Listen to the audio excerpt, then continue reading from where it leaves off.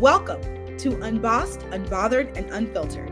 I am your host, Lauren Green. Join me this season as we discuss the political news of the day, the issues that matter to you, and the impact all of it has on our future. I'm glad you're here. Let's dive in. Hello, and welcome to Unbossed, Unbothered, and Unfiltered. I bring you greetings from the longest January ever. Even as a January baby, my birthday is this month.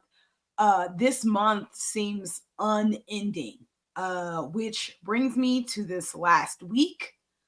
Because despite the name of this show, I actually am feeling quite bothered. I'd hope to greet you in 2025 with better information than I have right now. And part of the reason that it has taken me this long to get to it is because of the barrage that it has been. I am a human, and the constant waves of catastrophe take a lot out of a person. Starting the month with the fires in LA, which are more under control but are still a problem. And then having the inauguration and this fire hose of executive orders has been so much. We didn't even get a Beyonce announcement to break it up. There has been no joy. And this has been quite overwhelming for those of us whose job it is to stay informed. And so I am here to give my take on what has been the first 8 days of this administration, and some pretty major life-changing things in our country that are happening because of this administration.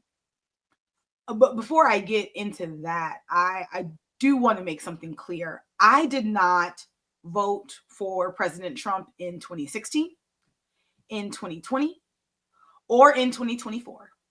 I, like millions of you, chose a different path for this country, a different vision. However, right now, President Trump is everyone's problem.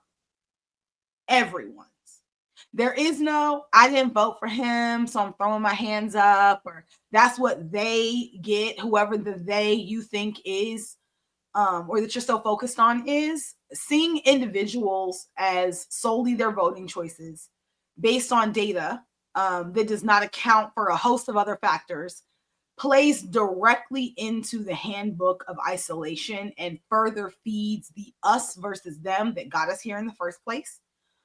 We all need to fight right now. No one is getting what they deserve. If by some stroke of miracle, you or your loved ones have not been impacted by any of these executive orders, I'm going to go over some of them later. But again, there's been over 200 and we're 8 days in. If you or your loved ones have not been impacted by any of the executive orders put forth so far, that's a miracle, but it's only a matter of time until you are. I'm going to say that again. It's only a matter of time until you are. Our freedom is bound up in one another. We are not free until we are all free. And as long as one of us is in chains, we are not free. So we all have to get to work. And with that being said, I'm going to talk about some of the more egregious things that have been done, understanding that there will be more to come that will impact, again, many more people. But let's talk about some that are impacting a wealth of Americans right now. One of the first executive orders that President Trump signed was withdrawing from the World Health Organization. The same as I started, last year with the election. I will have the links in the show notes so you'll know where I'm getting my information from.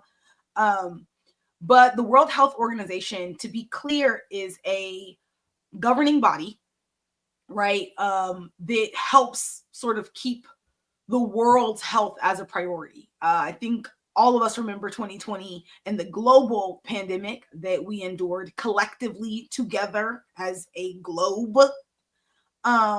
And so the World Health Organization sort of acts as an international agency that's able to keep tabs on all of that, on what's happening in different spaces. And so President Trump's decision to withdraw from that sort of speaks to his intentions on how he plans on governing as a leader, again, it is we can follow the World Health Organization for ourselves. They have social media platforms. They also have a website that you can readily engage. So we are not kept from their information. But to withdraw from them does speak to Trump's ridiculous notion of no one being able to check him ever or have anything to say to him ever. And as for those of you who have not heard, there is an avian flu that is giving a lot of people a lot of pause right now. Last notes I saw were that I didn't see any human to human transmissions. But if you've noticed the prices of eggs and poultry skyrocketing, that is a direct reflection of that.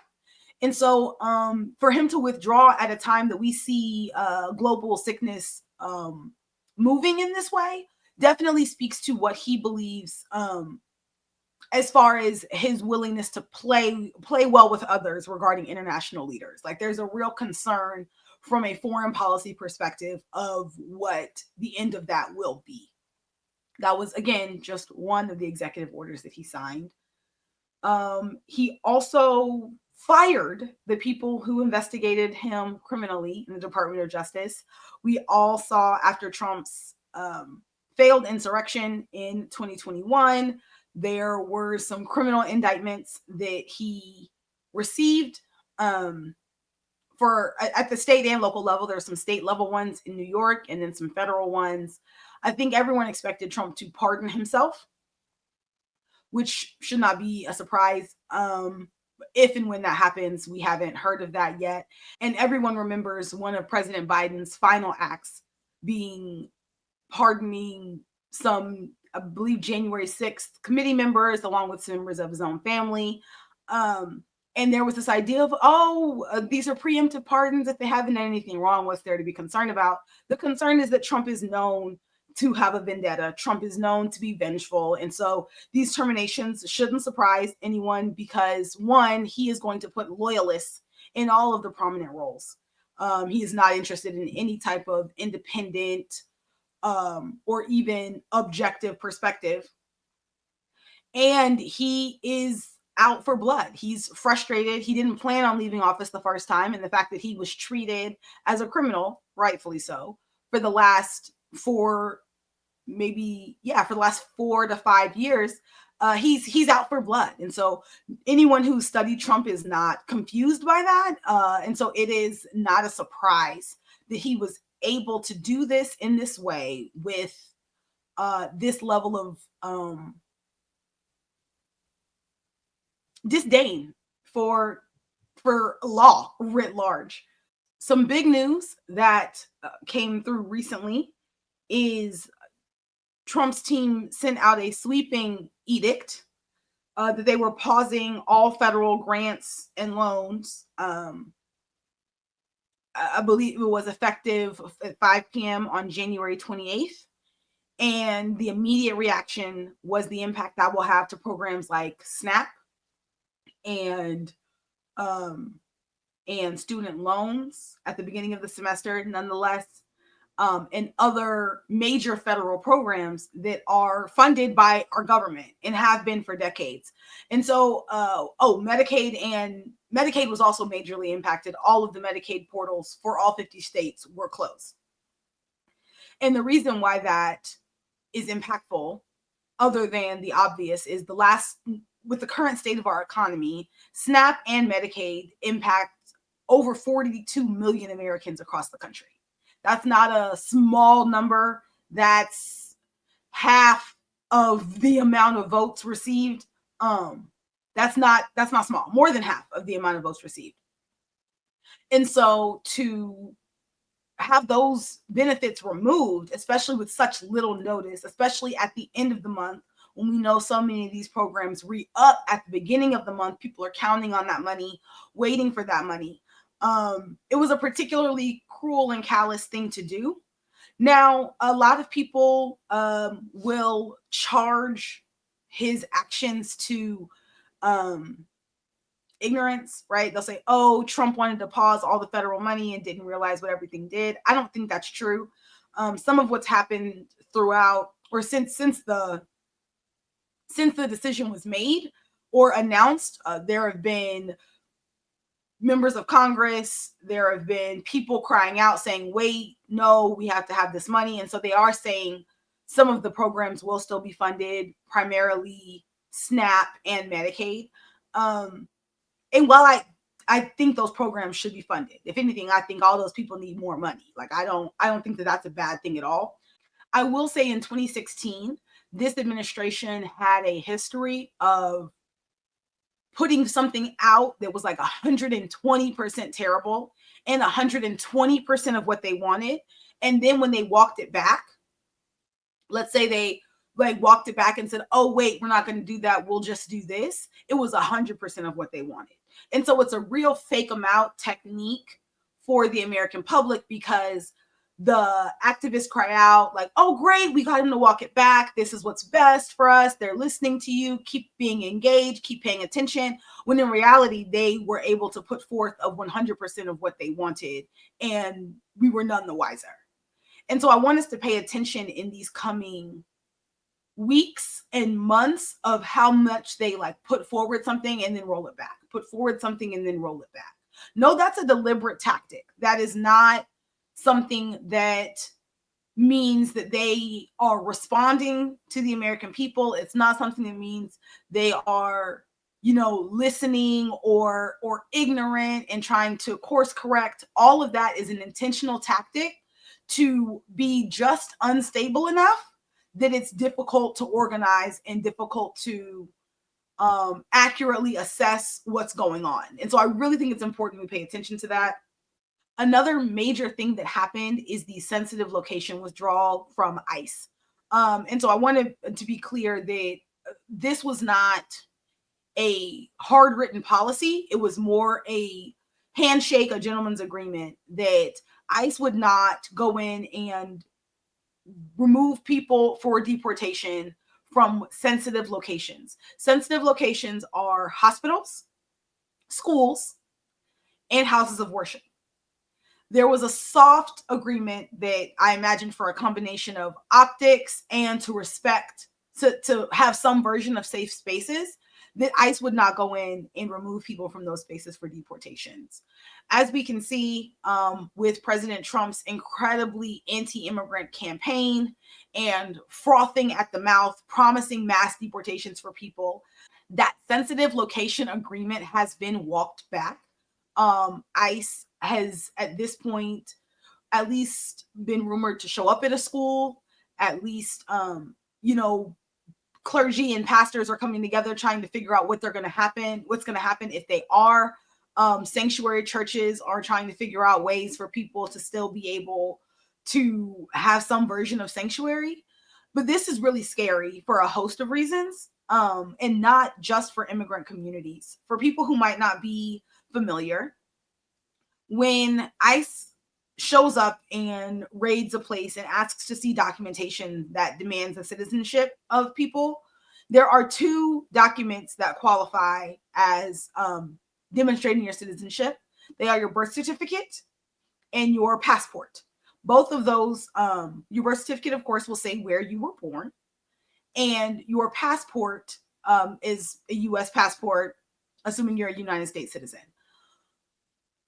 To be clear, when these raids happen, the onus is on you to be able to prove your citizenship. And I would be hard pressed to find anyone who regularly carries their birth certificate and passport to places where they work, to places where they hang out, to places where they spend time. ICE is claiming that they are getting tipped off, that there are people with different statuses, and that's why they're showing up. But yeah, when they show up and ask me sitting at work, like to prove my citizenship, I don't have my passport with me, I don't have my birth certificate with me, then I am also taken in with undocumented people or whomever else we're being taken with at that point, because they're taking everybody. And then, like our carceral system, it's up to you to figure out how to get out of there. So you've got to get there and either figure out where your birth certificate is, and who can bring it to you, or if you have a passport, figuring out how to get a hold of that. But I'll be honest, like, I'm a millennial. A lot of my friends' moms still have their birth certificates in wherever they live, right? Or haven't seen their birth certificate, right? Do you know where it is immediately off the top of your head all the time? For a lot of people, that's no. And so it's scary to think that, frankly, being brown in America and in a place where I don't have two very sensitive documents on me, one of two, that I can be taken away and the burden of proof is on me to get me out of that scenario. That's something that harms everyone. And so, no, there is no like, oh, Latinos voted for Trump, and so this is on them, or oh, no, like I'm a US citizen, so I'm good. When citizenship is in question, then there is not a super clear path forward to the extent that you have those things. And so, for the record, I would suggest everyone who is able to go ahead and get a passport and order a copy, if not multiple copies of your birth certificates, just to have it available, truly, because you're never knowing when you're going to need it. And the final note I will make about, again, just the first 8 days that Trump has been in office is this birthright citizenship being revoked, or attempting to revoke birthright citizenship. As we've seen, a federal judge has said this is ridiculous, it's blatantly unconstitutional. Birthright citizenship qualifies as a cornerstone of being an American. And sure, right now he's saying that, oh, I mean, the children, if your parents didn't have documentation and you were born here, we have to know with this man, it always grows. With all tyrants, it always grows. It's never going to stay exactly where it is. It's never, oh, this group of people affected. It's going to be for everyone. And so, yeah, as a Black person, as a Black American, the 13th, 14th, and 15th Amendment are very important to me. They were and are life-changing, generation-altering, status-shifting amendments for my people. And to question the 14th Amendment questions the grounds through which I'm a citizen as well. This is not something that can be written off. And it's not something that should be taken lightly. I think this level of violence perpetuated against communities of color, because we will all be impacted, paired with the pardons for the people on January 6th, make clear that we are approaching a space where there are no consequences for when white people break the law. None. And in that case, that is a very dangerous place to be. It makes America a very dangerous place to be, even more so than it honestly is day to day. Part of what makes covering Trump hard, if I can be honest, is that I love the idea of my show as a source of hope. I love the idea of being able to lay out what's going on for y'all and then turn around and saying, but look here, but look there, but we'll make it through this. And don't get me wrong, I am blessed to be in the lineage of some incredibly resilient people. But I also understand that a lot of people might not make it through this. A lot of people didn't make it through the first time. And so, keeping all of that in mind, I want us to find our hope, to the extent that it can be there, in our communities, in one another. One of the ways that I wrapped up my show at the end of the year was to find your people and hold on. And I still think that that's what we need to do, because the times ahead will be rough. The times ahead will be hard. And making sure that we have each other is going to be, right now, the only way we get through that.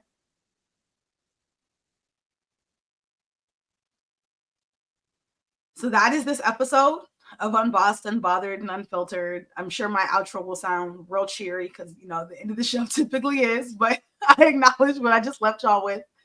Also worth noting, as we see tech continue to bow down to Trump, as we see Elon Musk, wield his wealth in government, I fully understand if people are not on social media platforms. Honestly, with the amount of misinformation out there, they might do more harm than good. So let me know where y'all are. Feel free to drop me an email. And we'll find each other in this. I'm still on X and Facebook and Instagram, so you're welcome to find me there. But I also understand if you're not there, feel free to email me on my website, unbossedunbotheredunfiltered.com, and I'll hear from you then.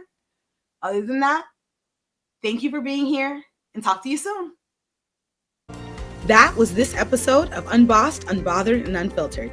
If you want to hear more of the show, visit unbossedunbotheredandunfiltered.com. If you want to reach me, find me on Twitter and Instagram at Miss Lauren D. Green. That's MS Lauren D. Green. Hope to hear from you soon.